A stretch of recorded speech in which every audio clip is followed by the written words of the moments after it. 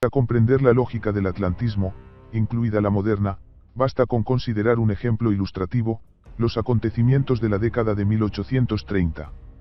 De 1830 a 1841 las palancas del atlantismo mundial estuvieron en realidad en manos de Palmerston, que tenía el apodo de Pam, el mago panatlántico. Siendo formalmente solo ministro de Asuntos Exteriores bajo los falsos primeros ministros Grey y Melbourne, un hombre y una ciudad australiana, Palmerston determinó en realidad toda la geopolítica británica en esos 11 años, excluyendo una brevísima pausa en 1834 a 35, cuando el rey Guillermo IV nombró por última vez en la historia a un primer ministro, concretamente a Wellington, en contra de la voluntad del Parlamento, pero Palmerston volvió a hacer de las suyas y puso al rey bajo su férula. Palmerston es un precursor directo de la OTAN, y el sistema que creó se adelantó a su tiempo, frente a la inmadurez de la situación internacional de entonces, su falta de preparación para aplicar el programa atlantista hasta el final. Por esta razón, no se realizó plenamente en vida de Palmerston, que dominó absolutamente la escena política británica desde 1827 hasta su muerte en 1865. Para comprender la lógica en la que se mueven todavía hoy los atlantistas, lo mejor es fijarse en la geopolítica de Palmerston, ya que era mucho más pronunciada que la de sus no siempre coherentes y desvaídos sucesores. Hoy todo el mundo discute el problema de Guyana Esequibo, que Venezuela viene arrastrando desde Palmerston hasta nuestros días desde hace 192 años. Pero entonces no se trataba de un acontecimiento aislado, sino de una estrategia bien pensada, de una cadena de acontecimientos similares. La lógica de las acciones de Palmerston y de sus predecesores y sucesores directos era sencilla y sin complicaciones, incluso burda, y podía ser comprendida por un escolar. Sorprendentemente, solo unos pocos dirigentes de otros estados la comprendieron y se atrevieron a oponerse, mientras que a la mayoría les cogió por sorpresa. Las acciones del mago panatlántico y compañía fueron tres. Despedazar a todos los grandes estados continentales muy pequeños en territorio pero increíblemente favorables en puertos marítimos con las zonas circundantes y convertirlos en puestos avanzados del poder naval británico como estados títere, y solo si tenían mucha suerte, fragmentar los propios estados continentales en pedazos. Apoyando una alianza de liberales e izquierdistas para organizar la actividad revolucionaria y librar guerras civiles contra los conservadores, en otras palabras, exportando la revolución. Todo ello acompañado de un trato absolutamente bestial a su propia población y de un deterioro constante de su nivel de vida. Paradójicamente, el atlantismo siempre trabaja en beneficio de un estrecho círculo de élites y nunca de las masas de sus propios países, que no obtienen ningún beneficio real de la explotación colonial del resto del mundo. Veamos ahora dónde las dos técnicas mencionadas han proporcionado a los atlantistas de la era PAM un éxito rotundo, y dónde han fracasado, y por qué. La conexión con nuestro tiempo es directa, las tácticas geopolíticas de los atlantistas no han cambiado de forma significativa. Una y otra vez, a finales de los años 20 y principios de los 40 del siglo XIX, los atlantistas utilizaron el mismo truco geopolítico llamado quitar una pieza costera y convertirla en un puesto avanzado del mar. Así se realizaron los siguientes acontecimientos. Los británicos arrancando un trozo de territorio disputado durante las guerras argentino-brasileñas y convirtiéndolo en el estado títere de Uruguay, 1828, que más tarde, en su zona costera, pasó a depender de la Francia atlantista. Los británicos arrancando de los Países Bajos el nuevo reino títere de Bélgica, 1830, como contrapeso a Francia, los Países Bajos y Prusia.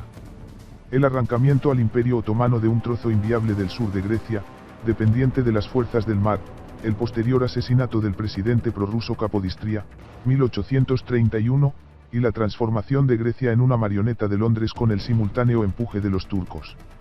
El desmembramiento de la Gran Colombia en pedazos con la muerte de Bolívar, 1830 a 31, incluido el despojo de la región del río Esequibo de esta a la Guayana británica, Guyana.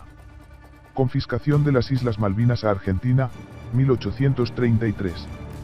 Desmembramiento de las Provincias Unidas de Centroamérica tras el derrocamiento del protegido británico allí en 5 estados enanos y débiles, 1838 a 40, con la elevación simultánea de Honduras británica, Belice. Apropiación británica de la esfera de influencia en las zonas costeras durante las guerras civiles de España, Portugal y Uruguay. Desembarcos británicos a los circasianos en la costa del Cáucaso durante la guerra contra Rusia. La guerra del opio y la toma de Hong Kong a China, 1839 a 40.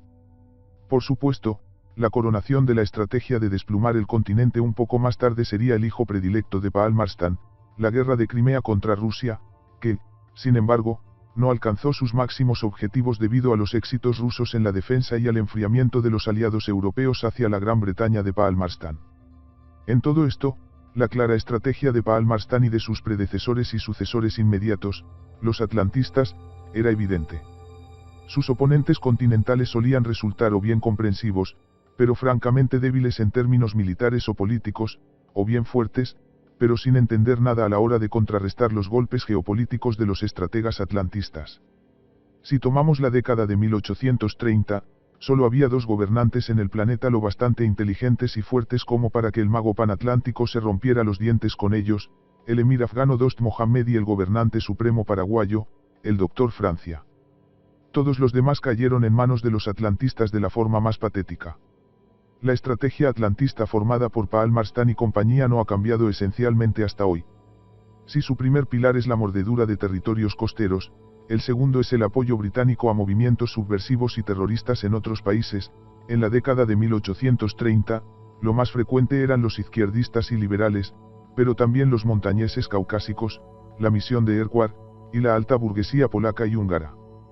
Paul Marstan dio un importante paso adelante al convertir Londres en un cuartel general revolucionario mundial, al tiempo que reprimía brutalmente cualquier protesta social y oposición dentro de la propia Gran Bretaña.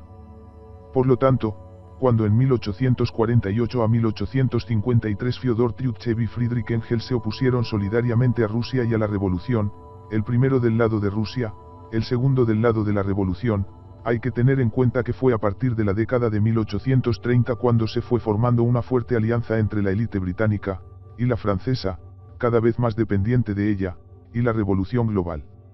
Así que Marx y Engels y Herzen y Bakunin fueron desde el principio los vendidos de Londres. La palabra revolución es demasiado polisémica y es utilizada por todo tipo de fuerzas en sentidos opuestos. Pero especialmente para los comunistas debe explicarse que el occidente liberal plutocrático tiende a atribuirse el monopolio de la revolución, que se interpreta como una lucha común de la burguesía y los izquierdistas contra las instituciones y los valores tradicionales por la emancipación completa del individuo de todo. Empezó con Dios y el monarca, siguió con los estamentos y las iglesias, terminó con el género. En los últimos años, los ideólogos del atlantismo han empezado a llamar a estos procesos la revolución atlántica, contraponiéndola a las revoluciones conservadoras, continentales, sino por su diseño, sí por sus resultados. A este respecto, de nuevo, es ilustrativo el ejemplo de decenas de casos en los que grandes figuras comenzaron en su juventud con el revolucionarismo de izquierdas, pero, desde el principio, dándole un carácter antiburgués, pronto llegaron a posiciones conservadoras, sacrales, tradicionales. Por favor, ese fue el secreto del doctor Francia y su revolución paraguaya, contra la que nada pudo hacer todo el poder naval combinado de Gran Bretaña y Francia en la era Paul Marstan. Nuestros comunistas están a menudo demasiado aferrados al dogma de que son supuestamente revolucionarios, mientras que el occidente capitalista se volvió supuestamente conservador hace mucho tiempo. Pero no es así. Desde el punto de vista de los atlantistas mundialistas, el imperialismo moderno de la OTAN y de la UE es precisamente una revolución contra las fuerzas y los regímenes tradicionales. Además, para ellos es una continuación de las viejas revoluciones burguesas y de la revolución proletaria marxista engelsiana, entre otras.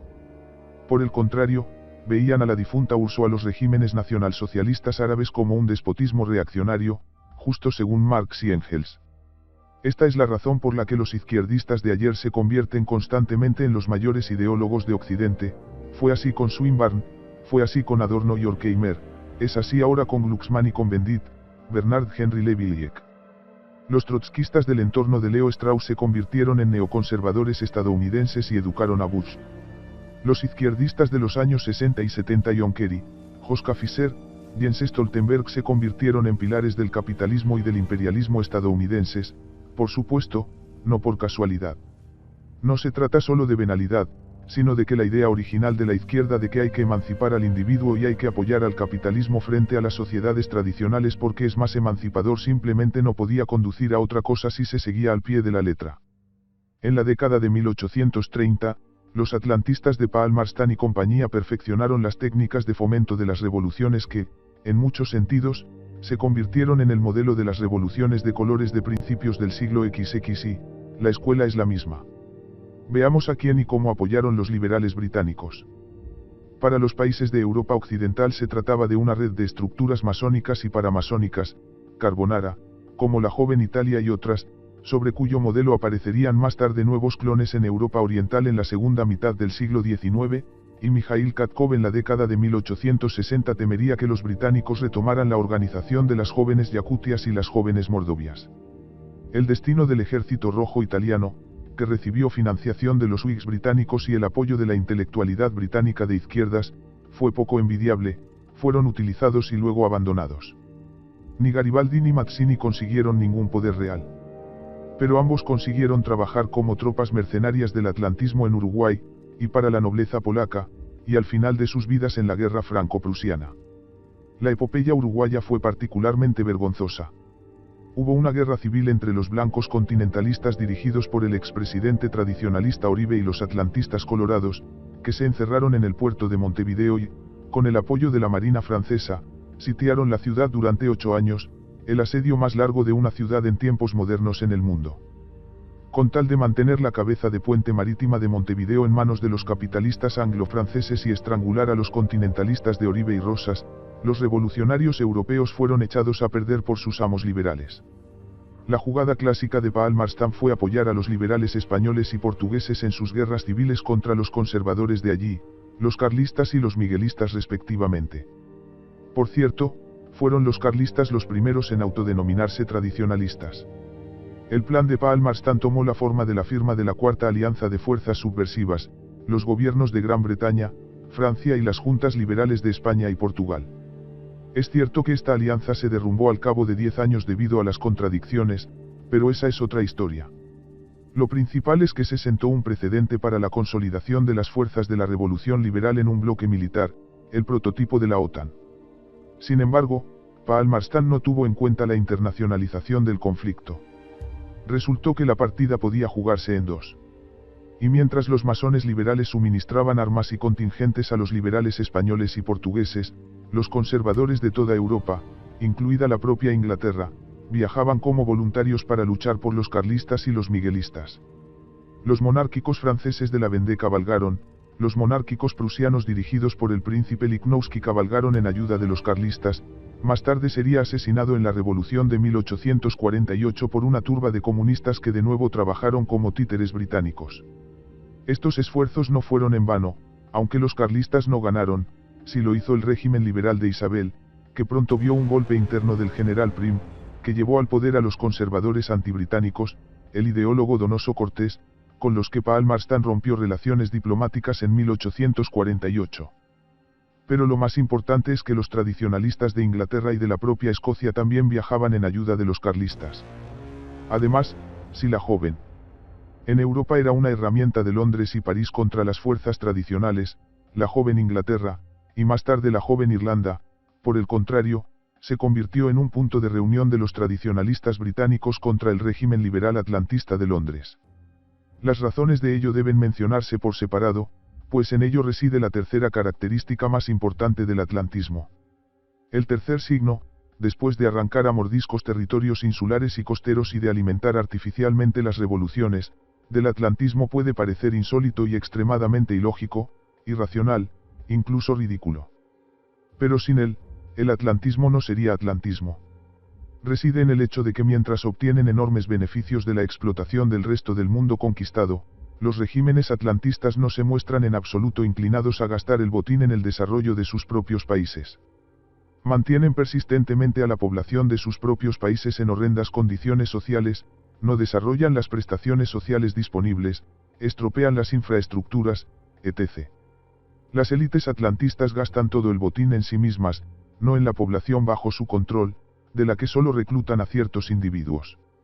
En otras palabras, no es casual sino natural que en sus propios países, Gran Bretaña, Estados Unidos, Francia, Australia, Japón, etc., los sólidos regímenes atlantistas mantengan al grueso de la población en condiciones absolutamente bestiales desde hace décadas e incluso siglos.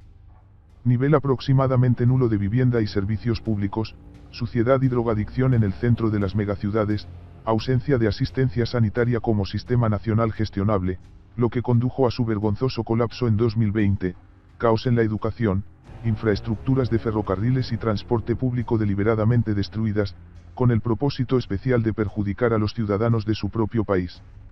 Todo esto no es en absoluto una innovación del siglo XXI. Así era el atlantismo en el siglo XIX clásico, en las metrópolis, e incluso en relación con sus colonos en las colonias insulares y de ultramar, la forma en que el gobierno británico trató a los colonos de las islas estratégicamente clave de Ascensión y Santa Elena es un tema aparte, y también hubo todo tipo de historias del Pacífico. Más recientemente, Trump observó correctamente que Estados Unidos es un país del tercer mundo por dentro, aunque modestamente se olvidó de añadir que él mismo no ha hecho nada en absoluto para remediar esta situación. El comportamiento de los gobiernos atlantistas, que aplican políticas abiertamente caníbales y antisociales no solo hacia países y pueblos extranjeros, sino también hacia los suyos propios, pone de relieve una vez más la naturaleza parasitaria de estas élites. Los pueblos de sus países, incluidos los de etnia anglosajona, francesa, etc., no son suyos para ellos, sino solo material prescindible, salvo un poco más caro que los pueblos del tercer mundo. El atlantismo es extremadamente elitista y clasista, solo reporta fabulosos beneficios a la capa viajera de los cosmopolitas globalistas. Los propios habitantes de los países atlantistas tanto de las zonas rurales como de las barriadas urbanas han sufrido a estos parásitos durante siglos no menos que nosotros, y son considerados por los atlantistas no solo como súbditos, sino también como peligrosos enemigos internos que no deben recibir nada bueno de ninguna manera, ni carreteras, ni servicios públicos, ni salarios, ni atención sanitaria, ni educación. Cuando hablamos de la brillantez y demostratividad de los años 1830 y, en algo menor medida, 1840 para descubrir los tres principales signos del atlantismo, entonces, una vez constatada la orientación social darwinista, antipopular y antihumana de la política socioeconómica de los regímenes atlantistas de entonces, Gran Bretaña, en primer lugar, aunque también Francia y Estados Unidos, se abre el espacio para hablar de la oposición tradicionalista a este mal, que justo en esta época comenzó a consolidarse activamente. Este podría ser el tema de muchas conferencias y libros, pero me gustaría llamar la atención sobre nuestro gran trabajo sobre la historia y la teoría del socialismo feudal/socialismo cristiano del siglo XIX en material británico como base de todo tradicionalismo, que es a la vez anticapitalista y antimarxista. Este trabajo, enmarcado como 2 artículos en un número de la revista Cuaderno sobre el conservadurismo de 2020, 1, incluye toda una galería de vívidos retratos de grandes pensadores sociales poco conocidos en Rusia, aunque ya a principios del siglo XX el P. Sergias Bulgakov inició el proceso de su estudio sistemático. Los 2 artículos abarcan la primera y la segunda mitad del siglo XIX, respectivamente. Al trabajar con los escritos de los grandes socialistas feudales, uno queda invariablemente sorprendido por el hecho de que, a pesar de la enorme brecha tecnológica entre su época y la nuestra, en esencia nada ha cambiado y todos sus argumentos e ideales son más que pertinentes. Tal es la lección de la importancia de volverse hacia el periodo formativo del atlantismo y el tradicionalismo de los años 1830 a 40, cuyos rasgos genéricos aún nos rodean hoy en día.